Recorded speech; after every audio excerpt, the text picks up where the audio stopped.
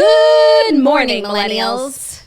Welcome back to The Toast and happy Friday. Congrats to the grads who graduated the week. Although, definitely feel like we had a little extra help given the fact that it was a short week. But again, beggars, we're not going to be choosers here. We're glad. Is a week no matter how you slice it. Honestly, so true. Things we did this week. Things we did this week. I love that. Happy Friday to you, Jax. Happy Friday to you, fa la la la la. Turd. Fa la la la la la la la la. Oh, speaking of turd, this is just go with it. Yesterday, Jackie and I recorded a podcast episode for our Patreon. So many people have been asking us if we're going to try out for Jeopardy Pop Culture Edition. And we did like a full test trial, hour-long episode, seeing how much we truly know about pop culture, not just our niche of pop culture. You guys forget, there are corners of the culture we don't wade into. No, Marvel, DC. So we both tested out our trivia skills and our hosting skills. And we had to come up with a name for what our team would be. And there were some disagreements between Jackie and I won't spoil the episode, but I thought of one this morning. Okay. Like it was right in front of us. Okay. Jeopardy Lou. Jeopardy Lou. Jeopardy Lou. I love it. I love it. I still like La Tour de Jep, but at least we have options. Maybe the producers will have some thoughts. La Tour de Jep is like a little too inner circle, you know? Jeopardy Lou is also? No, but at least the word Jeopardy is in the title, you know? Jeopardy. Jeopardy. Also, it was just a fun episode. A lot of pop culture, if you like that sort of thing. A lot of Jackson Claude, if you like that sort of thing. And the girls were girling. So if you're looking for more content today or this weekend, whenever, we've got you. Let me tell you how lit up I am for today's episode. One, it's Friday, so we're just coming into this already with a leg up because we're just in good moods, you know? Correct.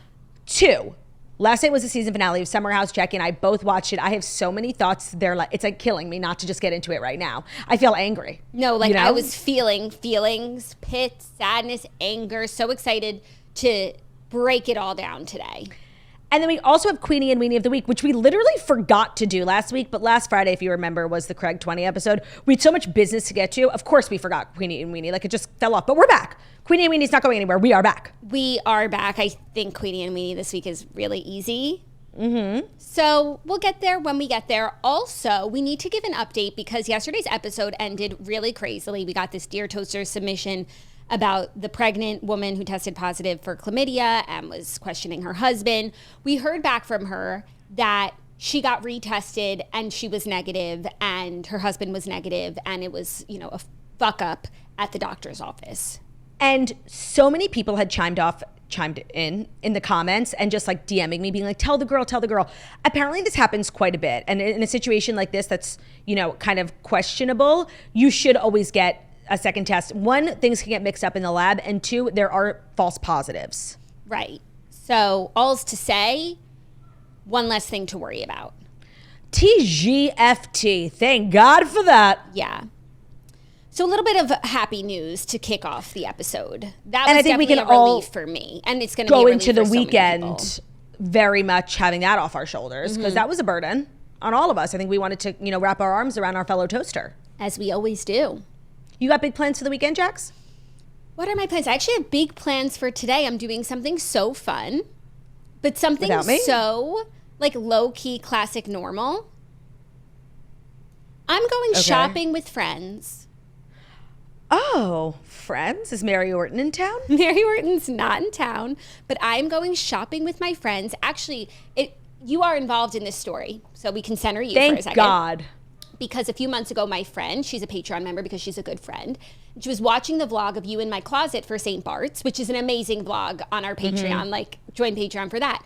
And she was saying that she's like, she loves my closet. She's so impressed like by how many things I have and how like I really invest in certain things and I'll have them forever. And it's her dream to go shopping with me. So like I can help like curate a closet for her. And I love like helping people get dressed. I love shopping, and it's spending fun. Other people's money. And it's fun if I'm shopping for me. It's fun if I'm shopping for someone else. This is a great way for me to like use my addiction in a positive way. Flex your muscles. So we've been meaning to go shopping together for a minute now, and like today's the day, and I'm really excited. Of course, I'll be scanning, browsing for myself, but I'm really there to help her shop, and it's just going to be like a fun afternoon inspired by the Patreon.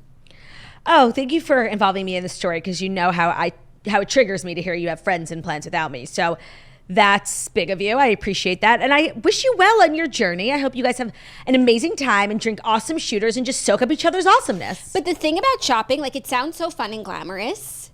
Horrible. And not to complain, but like, it's so hard. By the end of a shopping excursion, like, it is cardio. My Aura ring, I don't have to plan a workout today. Like, Aura, I'm going shopping.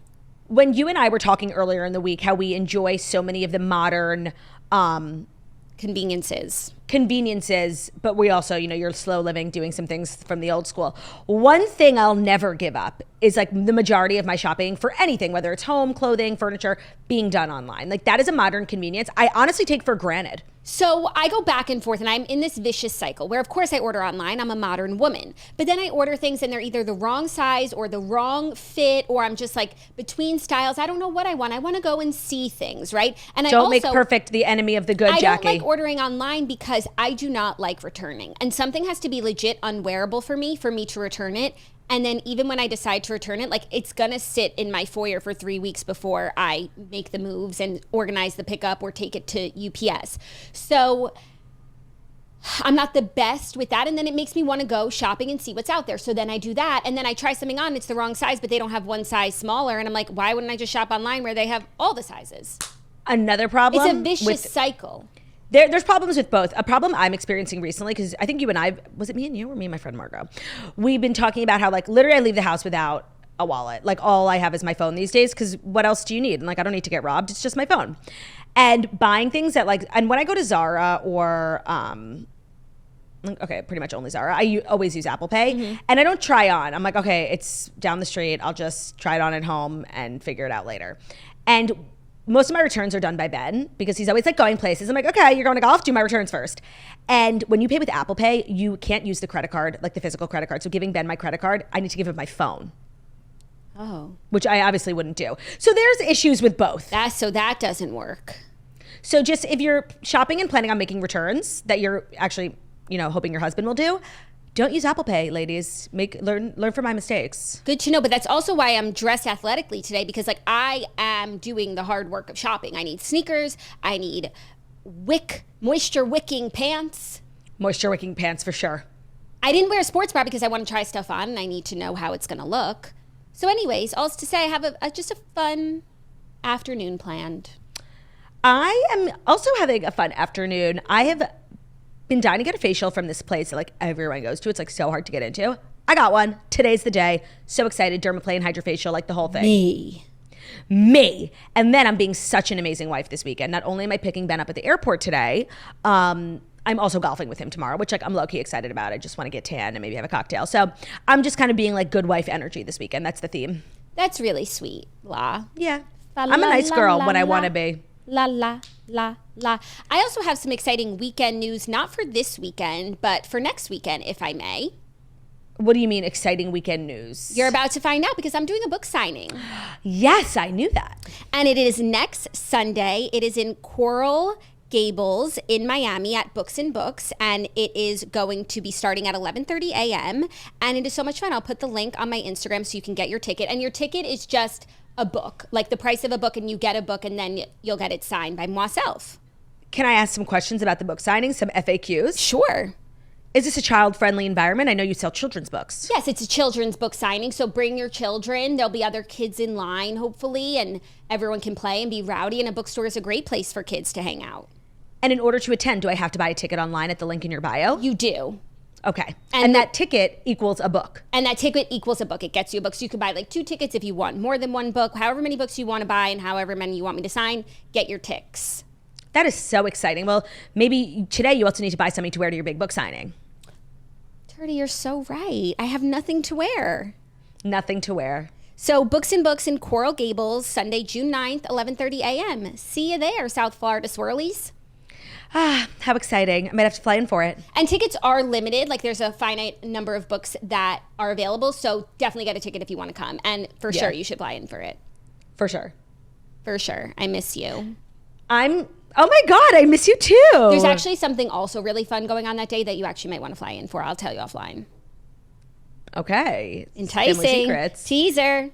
family secrets. Teaser. Spoiler alert. I'm so ready to stop dilly-dallying. Like, I gotta get to Summer House. Like, my thoughts are oozing out of me. Okay, just one more thing that I need to say, because I feel like if I don't say it, then I don't get the full credit, which was that I made homemade French fries last night. Did you see them? I did. They were so good, Claudia. Like, how different than an Ore-Ida frozen bag? Well, Ore-Ida is so good. The problem with So Ore-Ida good. is not about the quality or the taste. No. Like, they're so good, but like, I was making potatoes for dinner. I was like, how can I elevate this experience? I wasn't going into like the frozen bag. Like, I wasn't trying to make something like so not healthy. So I wanted to like make a healthy little tasty thing. And it was so good. You could like taste the freshness. It was just potatoes, olive oil, salt, pepper, garlic powder. And they were so good. And I'd never done something like that before. And it was a lot easier than I thought it was going to be. Let's go. Let's go. I'm telling you, sometimes it just feels right. I feel that. Let's go. So now I feel like we can get into the Fast Five stories that we need to know. And the Fast Five stories that we need to know are brought to you by State Farm. When you get a new car or new house, the first thing you might find yourself saying is, literally what? But really, the words you should be saying or thinking or singing are like a good neighbor, State Farm is there. State Farm is there with the coverage you need for your car, your home, even boats, motorcycles, RVs, and other things that matter to you. With the State Farm agent, you know that someone is there to help you choose the coverage that you need. With so many coverage options, it feels good knowing that you can find what fits good for you. And when you need ways to help, State Farm gives you the options there too. Maybe you're like me and a technology swirly who loves to do everything on their phone. So with State Farm, you can get help on the State Farm app, which is award-winning, or their website, statefarm.com. Or perhaps you're taking a trip slow living like Miss Jacqueline Follet over here, and you like to handle things in person or on the phone with a local agent. If you live slowly, that's for you. If you live fast, mobile app or the .com, State Farm has all the different Tradwives covers. So that's what we love about State Farm. No matter what kind of toaster you are, State Farm lets you do things your way. So when you need help protecting the things that matter most, remember to sing like Jax and Claude do. Hit it, Jax. Like a good neighbor, State Farm is there. Let me just perfect it. Like a good neighbor, State Farm is there. StateFarm.com today. Eligibility. Nope, never mind. Today's episode is also brought to you by Delete Me. Having your personal information on the internet is like giving strangers the key to your front door. And Delete Me can keep that door locked tight and your information safe. So Delete Me finds and removes any personal information that you don't want online. And it makes sure that it stays offline. So Delete Me is a subscription service that removes your personal information from the largest people search databases on the web.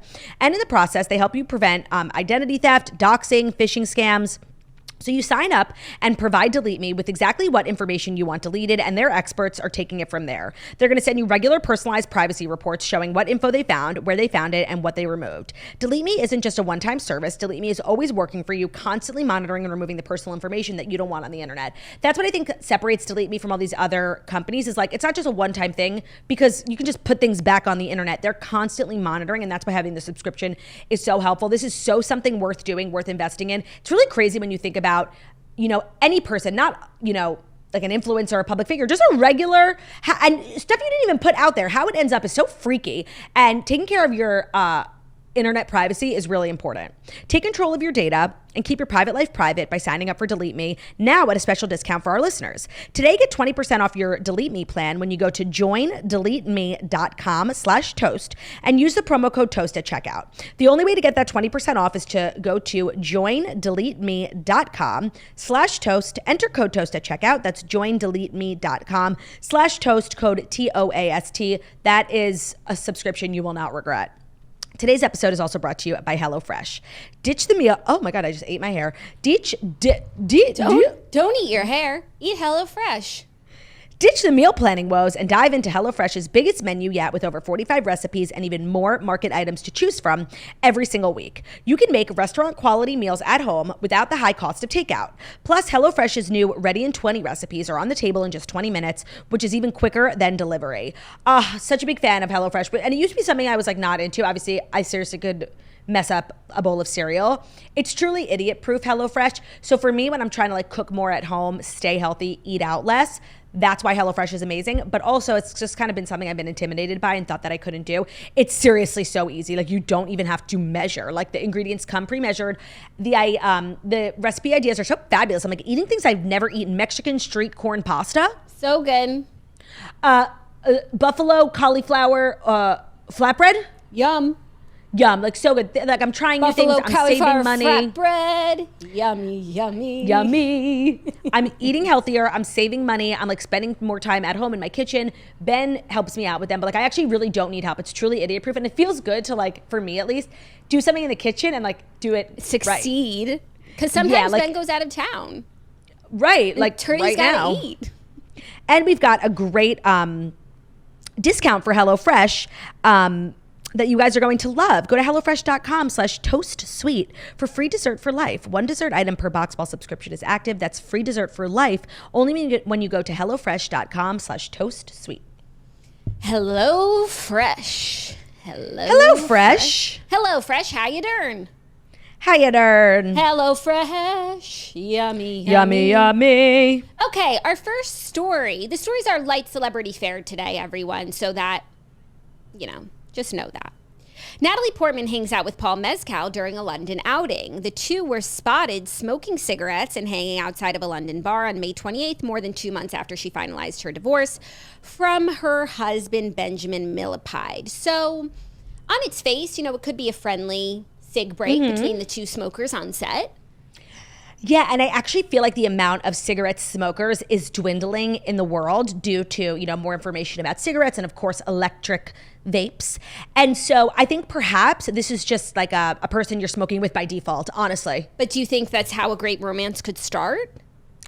Yes, and to be honest, and this is coming off the heels of yesterday's Dear Toasters, like, smoking is so personal, and there's so many things in a relationship that smoking can affect, like your breath primarily, especially if you're like early dating. And a fellow smoker wouldn't be bothered by yellow tar in your teeth and wouldn't be bothered by your hair smelling like cigarettes or your breath being kind of dry and funky. So I think it's so funny because in all these books that we read, it's like when he smells of cigarettes and pine, it's like a good thing.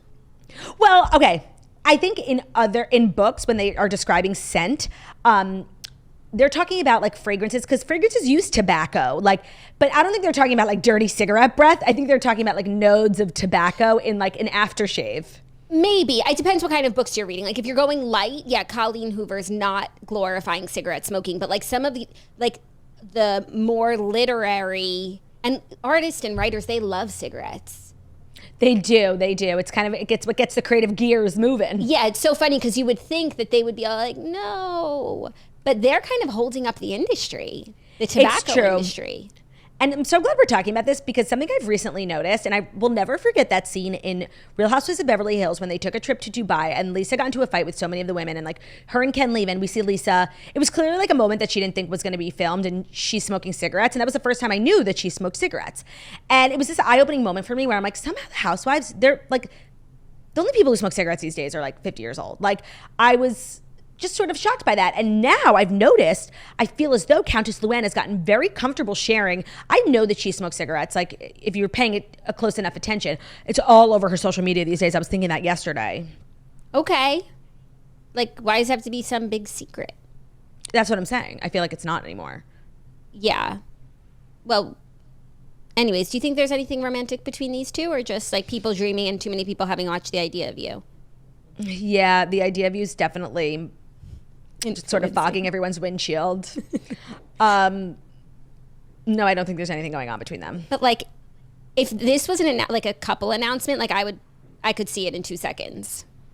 Yeah, right. But they're confirmed working on a project together? Yeah. They were hanging out outside of a London bar. I guess they weren't like filming inside the bar. They were out at a bar. Oh, well, that changes things. Because if it was just a smoke break from work, this is a big nothing burger. But again, you could just be hanging out with your coworkers because you're all in London together, you know? Yeah, they were spotted on a friendly hangout at a cocktail bar in London. During the outing, the pair stood outside the speakeasy-style lounge, chatting and laughing as they smoked cigarettes. They appeared together for Variety's Actors on Actors series. Right. So it could be friendly. It could be more. It actually doesn't seem like a work thing. I need to just look one more time at these photos. Like, what is the vibe, you know? It could Do be they look anything. sexy? No, it's not sexy, but it could be like cheeky. It could be just like they're positive vibes. There's laughter. There's chatting. I'm literally wearing what Paul Mescal is wearing in that photo. I'm wearing it today. Like a belt, trousers, and a white shirt. Ooh, but the way his pants end, I don't think it's a date. I don't think it's a date. No, let me say something about this. Ugh, I'm so torn. Paul Mescal. In that picture where you see the way his pants end from the side. Yeah. He looks like Ben Platt. You know, he's literally wearing, seriously, some of the most fugly pants I've seen like in my life. Like they're so unflattering, and like a woman could just never. That's like a really bad picture of the pants, because when they're walking out of the bar, the pants look fine and normal. Yeah. But if I were her and like they were courting and I saw this picture of him from the side, like, ick. These pants are the definition of ick. Like, this is where the word ick was created. Icky Paul's pants. Aside Icky. from the 14-year age gap, which again doesn't bother me because he's 28 and can make his own decisions. And his frontal lobe is fully developed. I think there's a lot of like fanfare around who Paul Mescal dates, loves, engages in intercourse with. Like, he's a very sort of sought after person in that sense. And he was engaged to Phoebe Bridgers, and like everyone was obsessed. And then I think she like kind of cheated on him with that guy inside Netflix. What's his name? Bo Burnham. Yeah. And now they're not together anymore. And I think a lot of people are still holding a candle for him and Daisy Edgar Jones, even though there's like literally nothing there. They just worked together a lot and had great chemistry in that Hulu show. So like, is this it? Like, we've just kind of been waiting. I don't think this is it. But I'm saying, like, if this is it, that makes sense to me, and I endorse these two. I never thought of Natalie Portman as a smoker. But she would be. Yeah. And she's Israeli, right? Oh, that's so true. Israelis love a cigarette. Yeah. It's like, what's lung cancer? There could be a bomb. Right. Enjoy your life. Have a nice day. Yeah. Living in a war zone definitely puts life in perspective. Fire shar. For sure. Also, our next story is keeping in with this theme of older women and younger men on screen and off screen. Because did you see the trailer that dropped for this new Netflix movie called A Family Affair with Nicole Kidman, Zac Efron, and Joey King? I did. We need to talk about it. Yes. So Nicole Kidman and Zac Efron are an unexpected couple in A Family Affair, which is a new movie coming to Netflix. So Joey King plays Nicole Kidman's daughter, and she also is the assistant to this Hollywood star, Zac Efron. And Zac Efron and her mom start hooking up, but like in a real way, like they're falling in love. And it's like the weirdest concept for a movie, because it's like seems really cringe, but these are all serious actors who signed on to this movie, so it makes you think like it's a good one. And it's really seems to be a love story between Nicole Kidman and Zac Efron, which wasn't on my bingo card, but now it is. I was definitely shocked to see Nicole Kidman in there. Like, a silly Netflix movie is, Joey King is no stranger to that. That's how she built her career. I think we all know that. We all remember where we were when we saw The Kissing Booth. Zac Efron's definitely in this like weird spiral time in his career. I don't really understand like what's going on. So him being cast in this, again, like not shocking. Nicole Kidman is someone who's very selective with her roles. She's not, she doesn't need to take roles. I think she takes them on because she believes in them. So I think she's giving this movie a sense of credibility that I wasn't expecting. I think all three of them are, but do you think that maybe she like saw Zac Efron was going to be in the movie and she was like, okay, I'll do it. I'll kiss Zac Efron. No. That's like a fun way to just have a little fun. This is another duo that I didn't have on my mood board and wish list for celeb couples, but I love Nicole Kidman. Duh. I love Zac Efron so much. I think people know that about me, but just in case you don't, like, that's a fun fact about me. I love him. I think he's like, when people say celeb crush, like, he still comes to mind. And current Zac Efron or like Troy Bolton? All of them. I like Zac Efron in all forms. Yeah. But if you had to marry like Zac Efron from one movie, which character would it be? For me, it's has always and will always be Hairspray, of course. Yeah. It's not going to be Troy Bolton. He's like 14. No, but Greatest Show? Yeah, Greatest Show, even though his character like wasn't my favorite character, and I don't think he got the greatest songs. Oh, I don't disagree, except the very end where, they kind of pass the torch from Hugh Jackman from now on. But like the other side is like definitely a skip on the album for me. And Rewrite the Stars 1,000%. like doesn't do for me what it does for other people. I completely agree. So when I think of Zac Efron, that's my favorite movie, Greatest Showman, and he's in it, but like that's not even what I love him so much from. No, and I kind of could see these two having good chemistry because Zac Efron doesn't not remind me of Keith Urban, Yeah. Short king. Yeah, I really watched this trailer. I was like, oh my God, I can't believe this is something that's happening, and I'll be watching. And I want to say there's definitely a renaissance happening in the culture with Joey King. She went to Cannes. I don't know if you saw her look. She looked so sick. I did. And she did. And she was kind of, and it reminded me a little bit of Anne Hathaway, like using fashion to make some sort of comeback when it comes to like the general public, because there was like a deep hatred of Joey King. Just sort of like internet, like we hate her for no reason. She's a very, very nice girl. She didn't do anything wrong. She's a talented actress. And so I think her wedding was really good for her likability when it comes to like, you know, her Q score. Her wedding was so high fashion and so rich and just so randomly like gorgeous. And then her looks in Cannes. I'm loving the Joey King renaissance. And she's in that show. It's a Holocaust show. We were the lucky ones. And it's gotten a lot of really positive reviews, and that's a serious role. Perhaps there'll be some awards in her future. She got nominated for an Emmy for The Act, where she plays GRB. Right. And don't forget Ramona and Beezus. Who could? Who would? And certainly I could never forget the kissing booth. Like, seriously, I am who I am. I know, but you love to slam the kissing booth. I do. It has its problems, but it introduced us to Jacob Elordi, and it introduced me to that like brand of why. It introduced the world, actually. Yeah. It was the first sort of like young adult cult classic that Netflix released, and then they did so many. It invented we wouldn't have Noah Centineo if we didn't have the kissing booth, and he wasn't even in that movie, you know? ¿Dónde está Noah Centineo? ¿Dónde está? It's a great question. I like him too. Like, he's a Zac Efron. Yeah. I don't know what happened to him and like what went wrong in his like career / like management, because it definitely was a fumble. Like, he was sort of on his way to being like the biggest heartthrob of his generation. Yeah. Now when I think about him, I'm like, does he even exist? Like, or am I just thinking of like Jacob Elordi and like Bryce Hall? Excuse me? Like Noah Centineo, he reminds me of, who was the guy that was dating Dixie? Noah Beck. Great call. Noah Centineo is Noah Beck now. Yeah. I think that's what happened to him. He changed his name. Yeah. Yeah, and Noah Beck like should star in one of those Netflix YA movies, like as an acting debut. Claudia, I think that's where he went to become Noah Beck. Oh, you think he got like a face transplant? I think he just like changed his last name. Like maybe his mom got remarried. Yeah. They're the same, for sure. Okay. This movie looks good. Yeah, and it comes out June 28th. So hopefully I'm still interested by then. Right. Claudia, that's good for our family watching. Actually, it might be like a little... No? It's definitely not. Okay, but I'm writing it down so that I don't Things forget. you want to watch. Yeah, okay. Things I want to watch coming up, because like they keep announcing things and I just forget. Celine Dion's Prime Video documentary. I would like to see that as well. I think that could be added to my list of great documentaries. Okay, and then this is called A Family Affair. There's good stuff coming out. You're right. A list is exactly what we needed at a moment like this. This is always what we need, La. So true. Our next story, speaking of relationships, a no age gap couple, Millie Bobby Brown and Jake Bongiovi, are married. So sweet. John Bongiovi shared the details that his son married Millie Bobby Brown.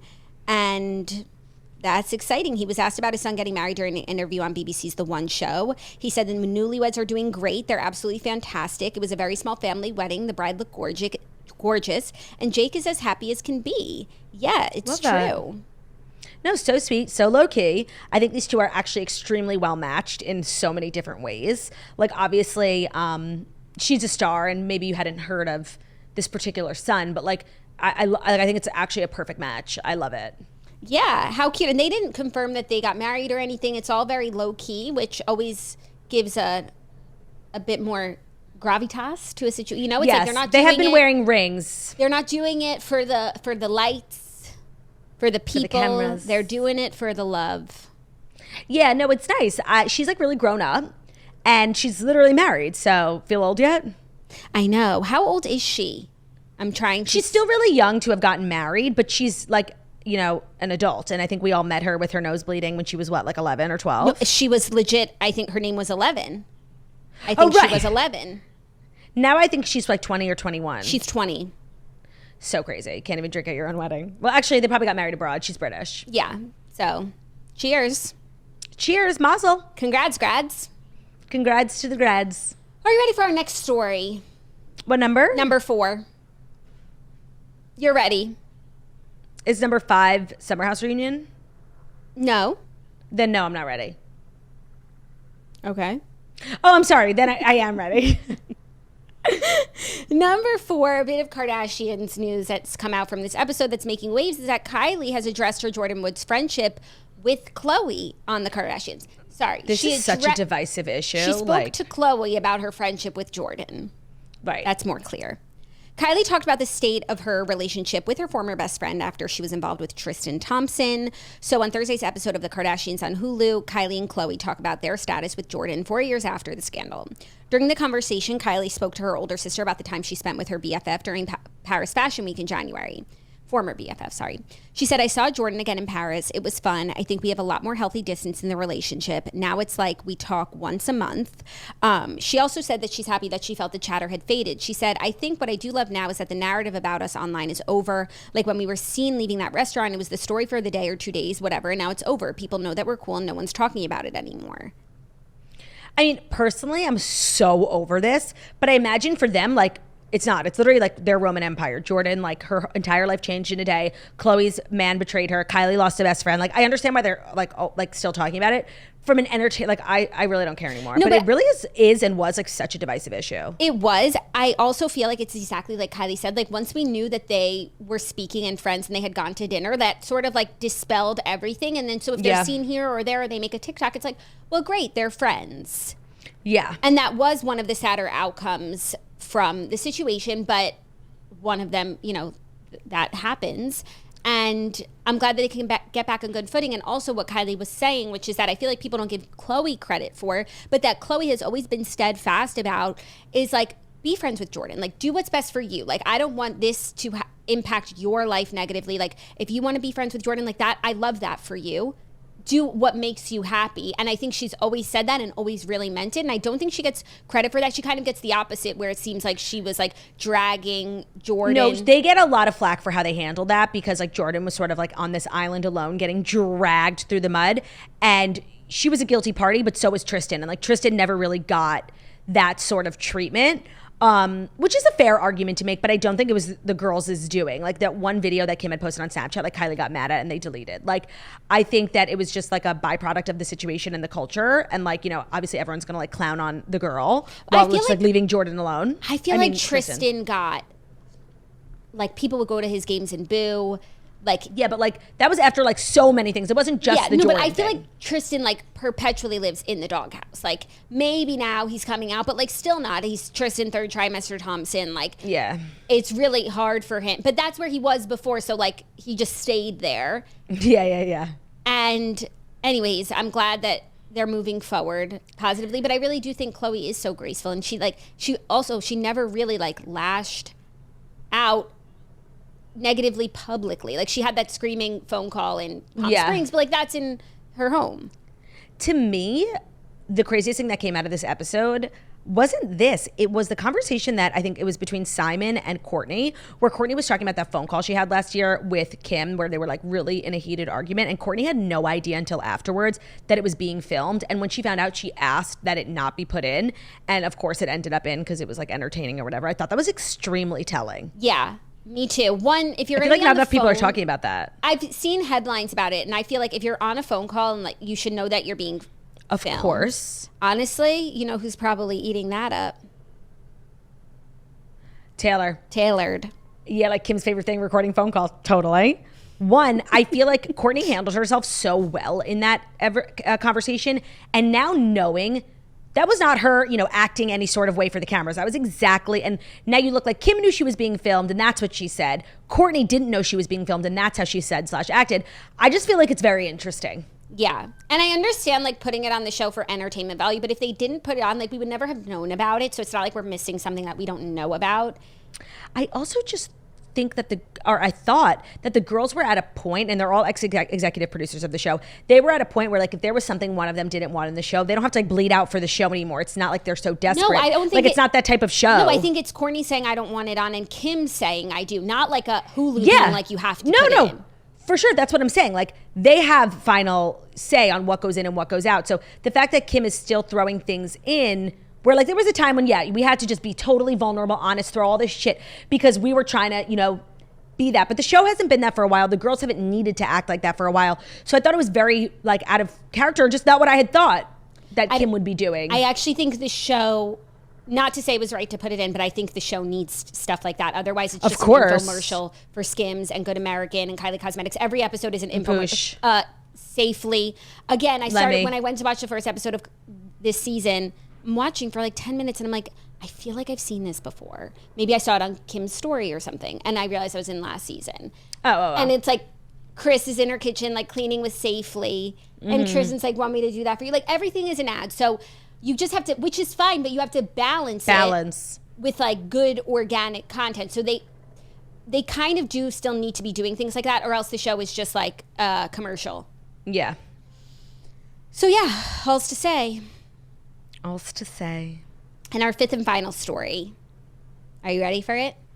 I don't have to be. Like, we still have Summer House and Queenie and Weenie. I feel the same. A lot of relationship news today, but a couple that I always forget are together, just got married, and I'm reminded of how cute they are. Yellowstone co-stars Hassie Harrison and Ryan Bingham are married. So they are both on Yellowstone. They play a couple on Yellowstone, and now they are married. And we had reported that they were engaged and together, but I forgot again. But the wedding was literally gorgeous, like Yellowstone come to life. Yeah. They're like walking the walk. Yeah, they live that life. I think he's like a real cowboy. Yeah. And I wonder if their characters getting together on the show was because they're together in real. Like, I wonder if the story would have gone that way. Because at first she was with the old guy. And I liked them. Me too. And I thought it was actually a little weird that she wound up going for Guitar Man. Yeah, I don't think that they did that just because they were dating in real life. I feel like that happens all the time where people on a show are dating, but on the show they're dating like another castmate. I don't think it's... Yes, but it's like, it wouldn't be germane. It's not important to the storyline who she's dating. And it's like, if her man's is on set, he's gonna watch her kiss this old guy all day. That's literally the life, Jackie. We're always talking about it. It's so weird. I know, but I just feel like in this set, it doesn't have to be that way, and it wasn't. Yeah. They're so cute. Like, the wedding was really gorgeous, like very chic elegance, but also rustic.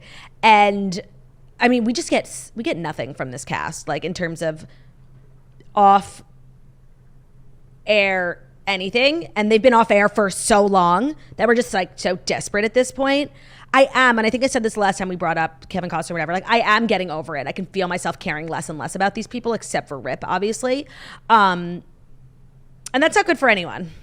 Yeah. Well, the wedding was beautiful. I hope this brings the cast together. Nothing like a good love story. She looked amazing. Their wedding was in Vogue. And do we know who was there from the cast? I'm not seeing anything, but I feel like that might come out soon, like maybe some videos and stuff. I hope there were some cast members there. I just feel like Kevin Costner like definitely wasn't there. Perhaps not, but maybe. He doesn't seem like that type of coworker. Like, we need some of the bunkhouse guys. Of course. So cute. So cute. So happy for them. They both look so different in real life than they do. That's the thing about Yellowstone. It's a show where like everybody's really in costume, that people look so different. Like, I wouldn't have recognized the girl like on the street from Yellowstone. She looks so gorgeous. I love her. Yeah. I love her look. Me too. So, some happy couple news before we get into the dissolution of Carl and Lindsay. So excited to get into TV recap and our Queenie and Weenie of the week, which are both brought to you by GNC. So GLP-1 medications are taking the world by storm, helping many people, like myself, transform their lives through weight loss. But there are side effects, and they can be an obstacle for success, and that's why GNC is here with support for the journey. During, before, after, anything you could possibly need getting into the GLP-1 world, GNC is the place to go. For me, I leaned on GNC so much during my time on those medications because I needed supplements, specifically like a fiber supplement. So I shopped a lot at GNC looking for supplements. And then after I got off, I went to GNC looking for protein bars, shakes, things to help me stave off hunger, things to help me keep on track. Which is fabulous. And another common side effect of GLP-1 is low energy. They call it like the fatigued. And it can be kind of like hard to tell. You're like, why do I feel weird, different? And you realize you're just experiencing this overall fatigue. And one thing you can do to fight that is make sure you're getting enough protein, because your body counts on micronutrients like protein to fuel your body and give it the energy it needs to function properly. And shopping at GNC have so many options for protein bars, shakes, snacks. I happen to love the GNC brand, which is called Total Lean. They make bars, they make shakes that come in great flavors like cookies and cream. And having those throughout the day are really, really going to help you. So if you want to find the high quality energy support that you need at GNC, plus get 25% off hunger satisfying snacks from GNC Totaline, you can do that at gnc.com/toast using code TOAST25. That's TOAST25 at gnc.com/toast. Today's episode is also brought to you by Skims. Perfect timing. Skims is the place for anything, for bras, for shapewear, for t-shirts, underwear, and of course their t-shirts. If you're in your fitness era like I am, you might want t-shirts that will snatch your waist. If you want to go for the comfortable look, if you get like hot really easily, I find that their shirts are like really fabulous for like sort of temperature regulating. I don't find that I get like a lot of sweat marks in them, which I really like. So the boyfriend t-shirt, the cotton jersey long sleeve shirt are some of their best sellers. We have loved and known Skims for many years, specifically their bras, underwear, shapewear. I love that it's made for real women, and their t-shirts are no different. The materials are really, really flattering. The different colors are perfect for any skin tone, and they're super size inclusive. They go from sizes extra, extra small up to 4X. So you can shop the Skims t-shirt shop at skims.com. That's SKIMS.com. And again, they are available in tons of different colors, tons of different styles, and sizes extra, extra small up to 4X. So if you haven't yet, be sure to let them know that the Toast sent you. After you place your order, select podcast in the survey and select our show in the drop-down menu that follows. Yeah, we're on the Skims website. So again, you can shop all the fabulous t-shirts. And I said, like, this year for me, this like season is about, I'm literally doing it today, like small shirts, big pants or big shorts. And the snatching shirts from Skims are perfect for that look. So head to skims.com to shop the t-shirt shop. Thank you, La. Okay, what first? Summer House. Okay, obsessed. It was so good. Summer. That last scene did not disappoint. I find a lot of the times with Bravo, like every season we like know about this big moment and we're like waiting for it. And when it comes, it's a little bit anticlimactic. This one was like better than I ever imagined. It was so layered, and I found myself like rewatching parts. And Carl and Lindsay are no stranger to like low blows, but I found that Carl said some of the craziest shit to Lindsay. Like when he literally had the absolute audacity on camera to say, I feel like you want me to relapse so that you can control me. What a disgusting thing to think of your partner. And that's obviously not true. So you think that, like, why are you with this person? Like, why have you been with this person? Right. And what was crazy about this is like, it didn't feel, their relationship like didn't feel long in the tooth, and that like this conversation was like overdue, and calling it off was overdue. Like I felt, and I feel like this might be where my take is like a little unpopular, but I felt like it was premature. And I know everyone, and especially the girls at the end, were like, he did you a favor, you guys shouldn't be together, they've been fighting all summer. And at the end of the day, that is true, because the fact that Carl would just pull the plug before doing the hard work means that like he's not ready for this. It would have gotten worse. But the thing is, like, they were fighting all summer because he was picking fights all summer, because I think he wanted to back out, because I think he's not a whole man and he's not a whole person, and he like got in over his head and isn't ready for the things that he said he was ready for, isn't ready for like a marriage, family, and fatherhood, isn't ready for a career, isn't ready to make hard choices, isn't ready to do hard work. And so that's why he's not the man for Lindsay. But like, if he decided to be ready and do that work, like I think that they could have made it work. And I feel like that's what Lindsay says too. Like, yes, this would have been hard work, and they've been fighting all summer about his job situation. But like, if he got to work, get a job. If literally. He got a job, then like that is out of the equation. And then what are they fighting about? So I kind of agreed with Lindsay, where it's like, there's 15 things we can do before we decide not to have this wedding. And yes, their relationship looked miserable all summer because they were fighting all summer, because he kept wanting to fight all summer, because he was wanting to pull out, because he is like a scared little boy, and he made this a self-fulfilling prophecy. Whereas like last summer, they were so in love. And what I think is germane to what I'm saying is the fact that they've known each other for 8 years. And it's like, even if you're having a hard time in the romantic department, if you are friends, that is the best foundation for a marriage and a family. And like, even when things are getting like in the bedroom, if they're having issues, like, but we're friends and we get along, and like, let's go back to that for a second. And I feel like they had so many of the tools. What they didn't have was a whole Carl, and that's why it doesn't work. But Lindsay wasn't wrong for wanting to make it work, and like seeing what seeing what they do have and being like, I can work with this. The thing is that I so understood Lindsay's frustration, because these aren't 25-year-olds. Lindsay is what, 36 I want to know exactly how old she is, because it's also important to this conversation. Lindsay is who she is. These aren't young people who are, going to grow together and become who they are. She is who she is. You knew who she was when you literally decided to start dating her after knowing her for 7 years. To then pitch a fight about the way she is, like she's obviously like this sort of tough love bitch. She's not this like soft, I need a sensitive hugs. That would seriously be like Ben saying that to me. I so resonated with Lindsay. I'm the same way. Like, I'm very tough. Like, hard truths. That's the best way to learn. Like, solution oriented. And so for him to just like show up one day and be like, I don't like who you are at your core, to me, that was obviously not how he felt. That was him trying to, get out of the relationship. And he's been trying to do that from the very beginning. And you could see at the end when he's talking to producers, he's like, well, she's going to be the victim and I'm going to be the villain. You just broke up with your fiance, like a life-altering moment. And you're sitting here thinking about how it's going to come off on camera. Maybe that's a thought you could have the next day, but still in the apartment, you're thinking that. And I think it's so fucked up when you think about the plans he had to make to have this conversation on camera and film with Kyle. He knew, the fact that Kyle knew that this relationship was ending before Lindsay did is so fucked up. And seriously, like the blind leading the blind. And like production too. By the way, she's 37. So not only like she is who she is, and she has been for a while. But he met her when she's about 30, when she is who she is. It's not like in that time she's ever been anyone else, and then she grew into someone different. Yep. Like that is, and the thing is, when they started dating, like Carl had obviously went through this recent transition of, losing his brother, getting sober, his identity with Loverboy. Like he was obviously in this like transitional period, and that's where like a woman like can help you and make you. And that's what could have happened. But I think Carl is so toxically like, I need to do this on my own. Like having the idea of like Lindsay, who has success as a female business owner, as an entrepreneur, as an influencer, having her help him was like so not okay with him. And he showed himself so much in that conversation. When he went through the list of the ideas that Lindsay has shot down, I did not hear one idea that wasn't fucking stupid. Right, and it's like, cigars, acting. You want support and you want a yes man, but what if like all of your ideas are seriously the worst ideas ever? Like even if you could argue like maybe she should be more supportive, but like what if your husband just has all bad ideas? You're supposed to say yes to that?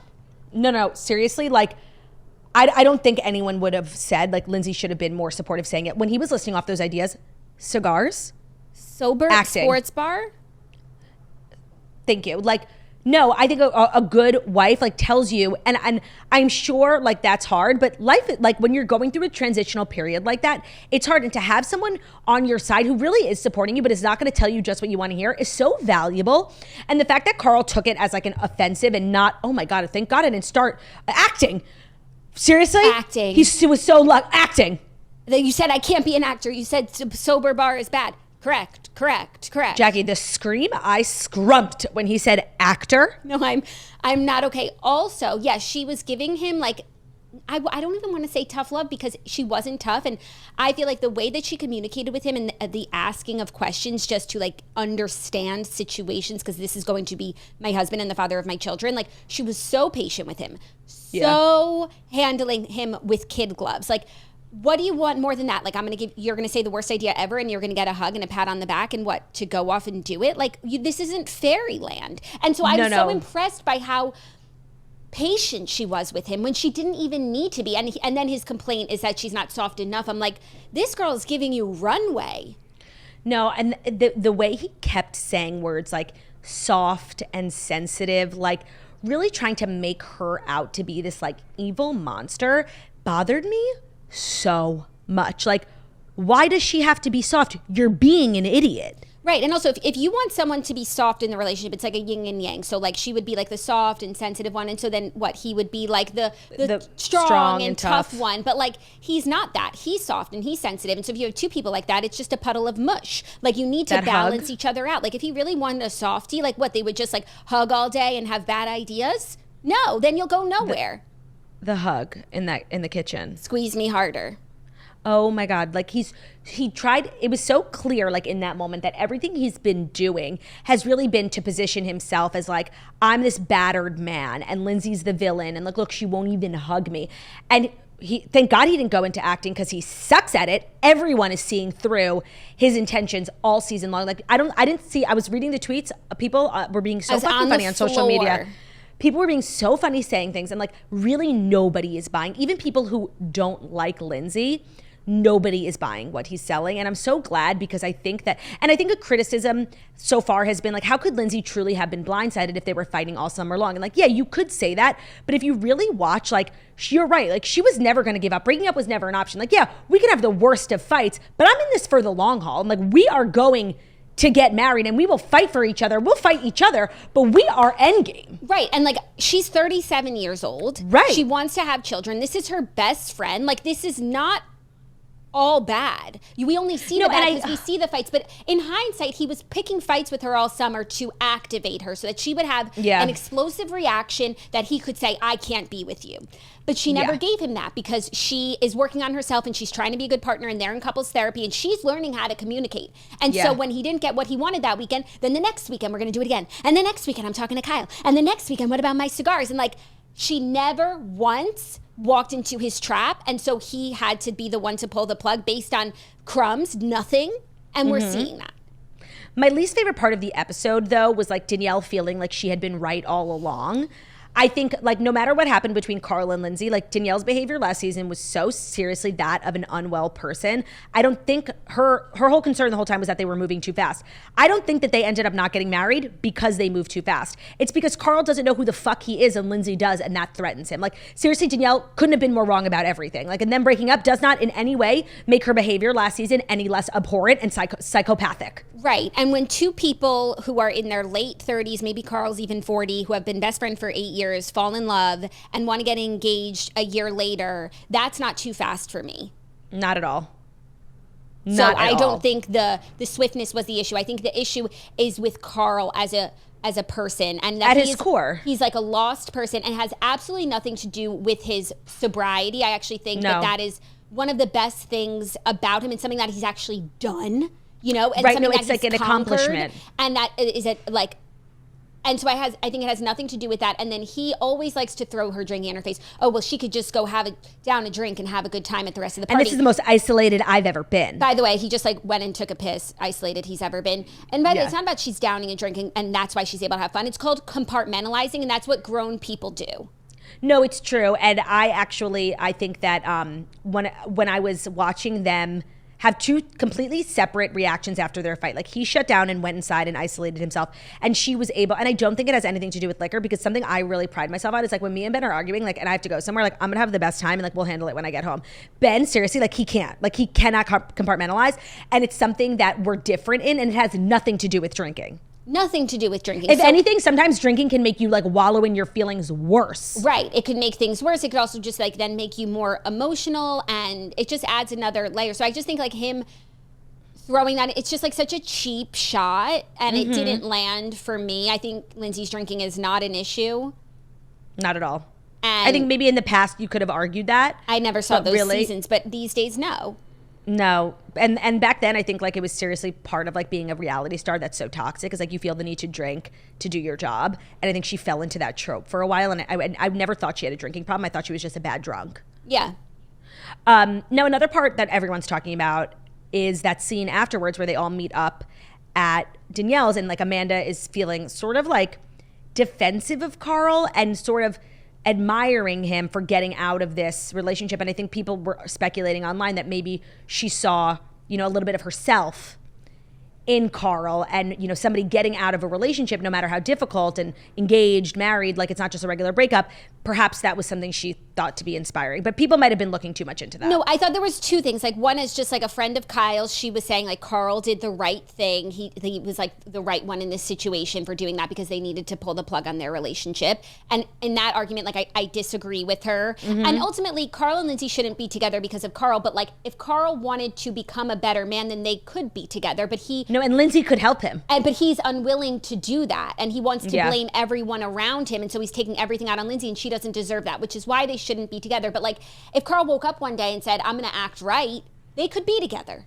No, but the thing is, and you saw it, I think, really when he was talking to his parents, how they were gassing him up so much. And I don't think that they disliked Lindsay and just wanted it to be over for that reason. I think that like they seriously and like think he's the greatest thing to ever walk the earth. They have heard his tale of woe from his version of events, and like they're gassing him up. So I don't even see a world in which he would wake up one day and be like, I want to be, you know, the best version of myself.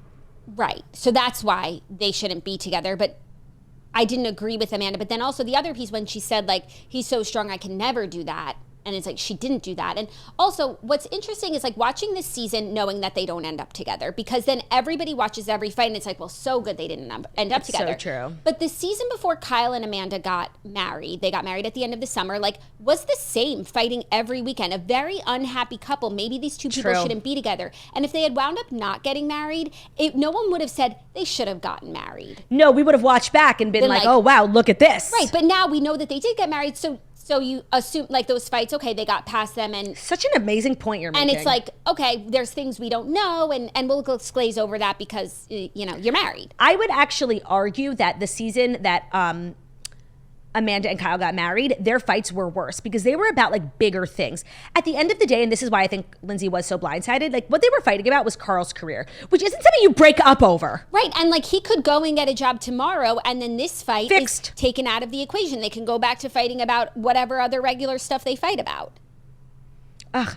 And the way he was just looking at her on that couch, like he hates her. And you can see that reflected in some of the things that he said, like, you want me to relapse. What an ugly thing to say. You couldn't even conjure up something so mean to say about someone you even remotely liked. And he's sitting there with just like devil eyes. Like he hates this woman.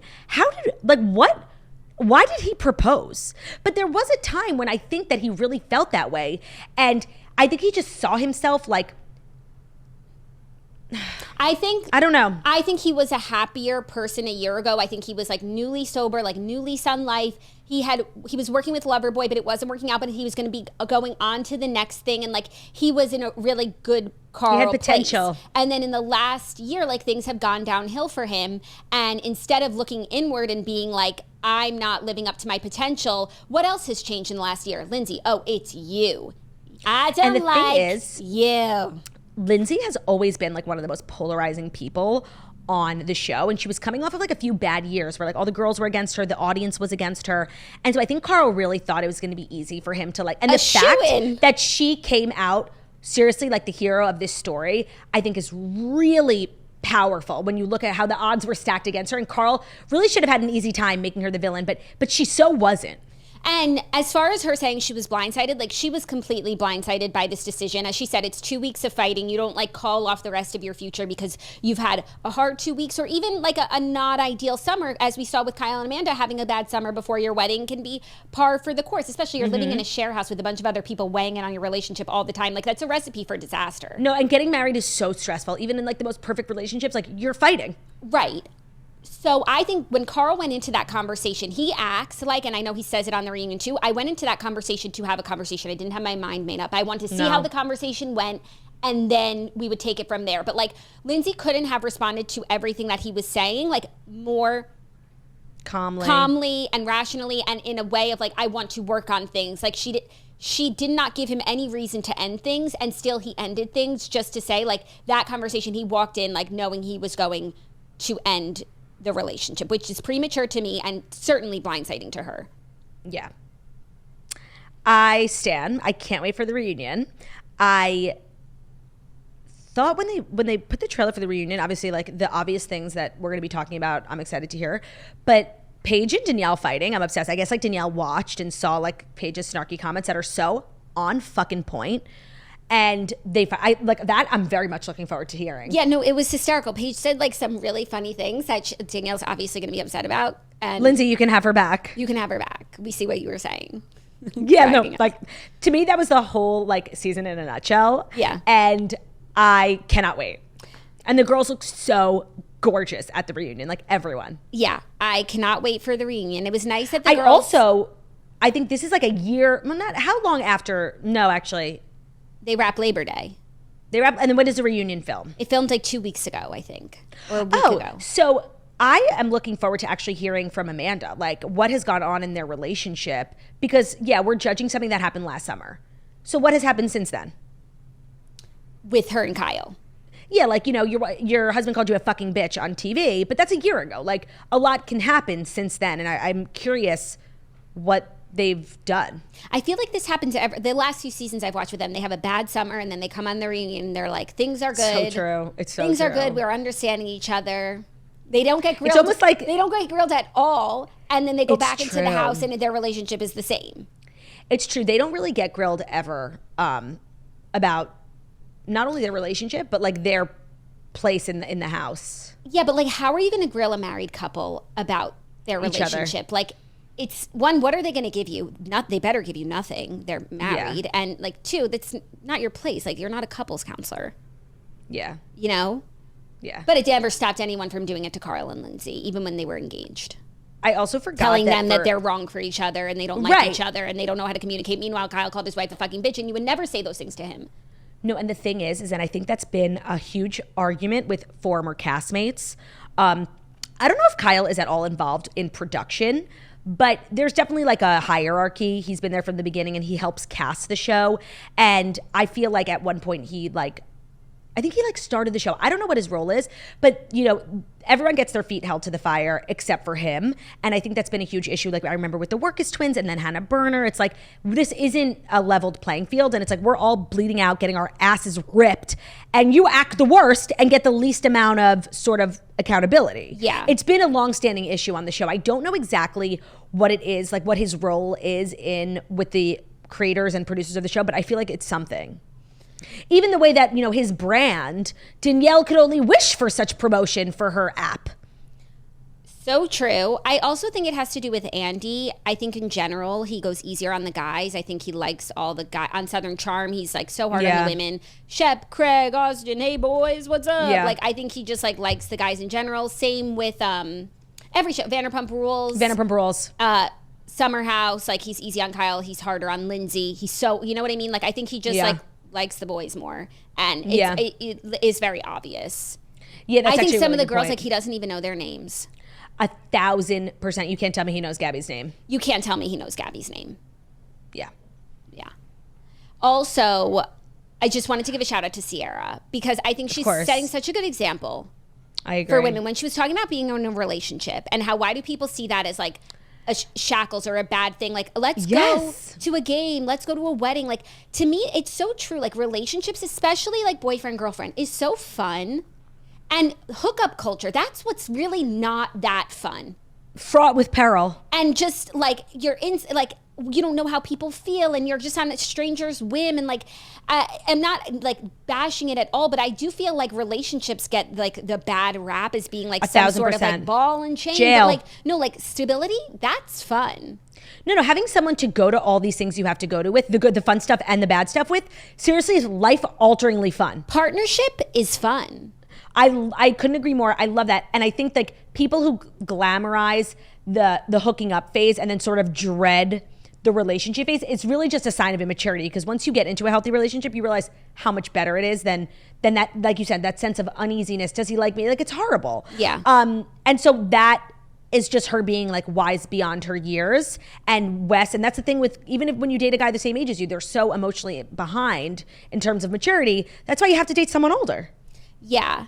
I feel like maybe she could make him see that this could be fun still, but it's not her job. I don't know, relationships, monogamy gets a bad rap. Yeah.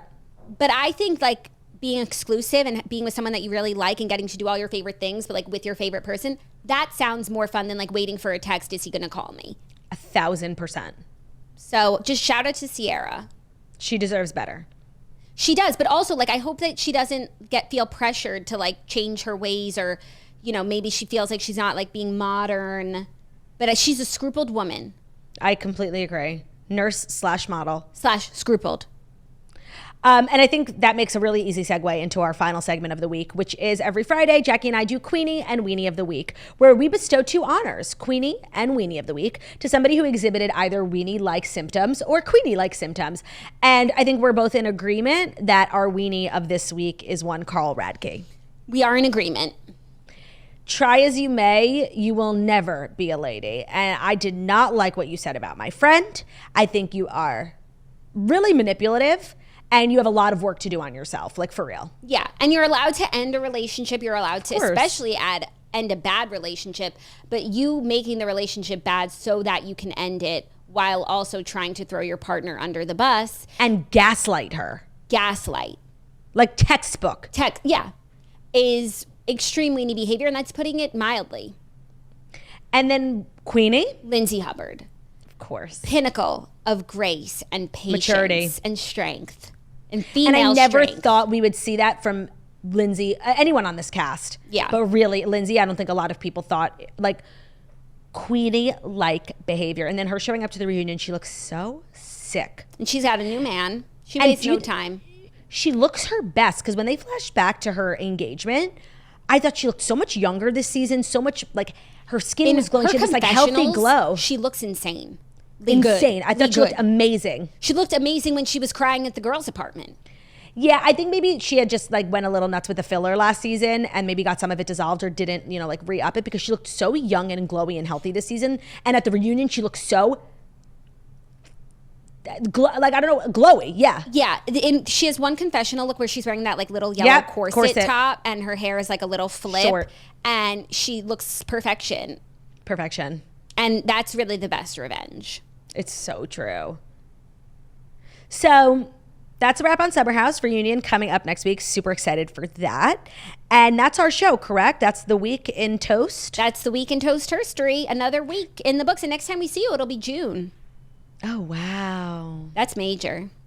Major.